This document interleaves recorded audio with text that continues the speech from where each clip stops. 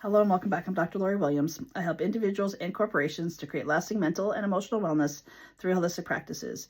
And today I'm going to talk to you about letting go in order to be able to live the life that you want to live.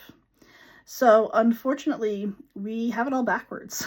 We think that the more we can control the situation in our lives, the outside circumstances and what life throws at us, the more we can control that, the more we are creating the life that we want to live. But that's actually very, very counterproductive. So the more you're trying to fight for control, the more you're actually, you're fighting yourself. And the more you fight yourself on those kinds of things, the more you're going to realize that you don't have control. And once you have that realization, even if it's on a subconscious level that you don't have the control over the situation, the harder you're going to fight, and you're going to continue to fight. But you're never going to gain control by fighting. That's not the answer. The answer to being able to live a life of peace and happiness and joy is to be able to let go. Not to let go of the situation necessarily, but to let go of the control of the situation. This, for so many people, feels very, very scary. And this is why we continue to that cycle of control, realizing we don't have control and trying to control harder, is because we feel as though we are managing or having an impact on our outside circumstances if we're controlling it. At some point, though, you got to kind of take a step back and have the self-awareness to be able to see that you're actually not having a positive impact on the situation or yourself. You're just going to be showing up in more of a fear state, in more anxiousness, maybe even hostility, anger, all of those kinds of things, because the effort that you're putting in to control the situation is not being received. Now, when you are able to let go of the need to control your outside circumstances, you just allow whatever is happening to happen. Now, that does not mean that you're just sitting by idle and being a victim of your circumstances. Absolutely not. There's going to be some things within every circumstance, whether it's, a friendship, a relationship, like a work relationship, whatever the case may be, there's going to be parts of the equation that are 100% within your control. Those are the things that you need to focus on.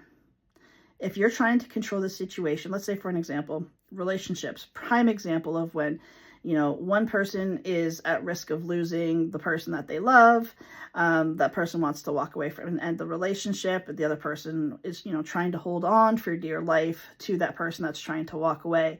And the truth of it is the more that you're trying to hold on to it, the more you're fighting and actually pushing that person away from you. Now, when you let go of this need to control, instead of trying to keep that person close, what you're actually going to start to do is recognize that, okay, what is within my control in this situation? You don't have any control over that other person within that relationship. You have zero control over their thoughts, their feelings, their actions, nothing.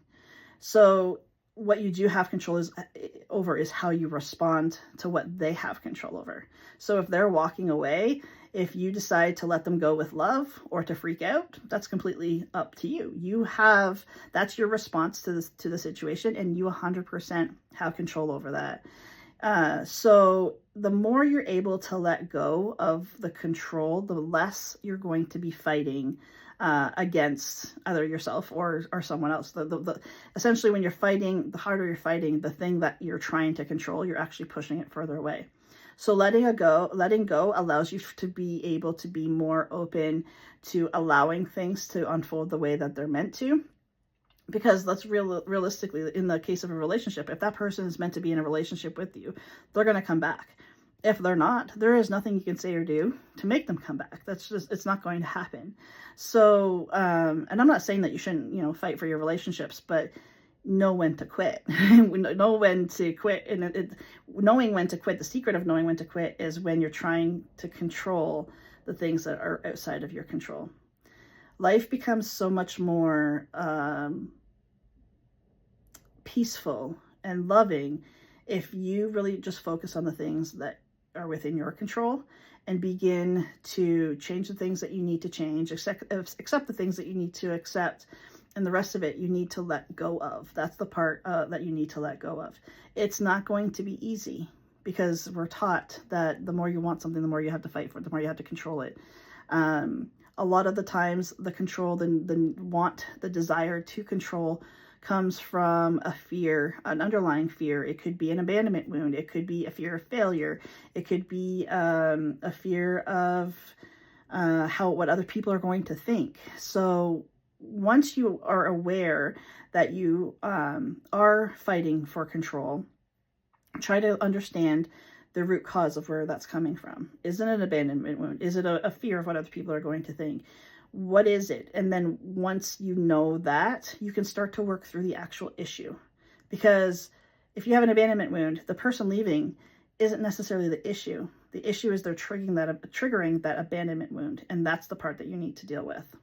If you need help with this or anything else to do with mental, emotional wellness, relationships, anything like that holistically, then I am here to help you and support you any way that I can. I'm going to put a link for a free call with me where you and I can have a chat through Zoom, and you can tell me what it is that you need help with, and I can also offer how I can help you if you would like to work with me to help set you up for success moving forward in all areas of your life. Thank you so much for joining me. I'll see you back here next time.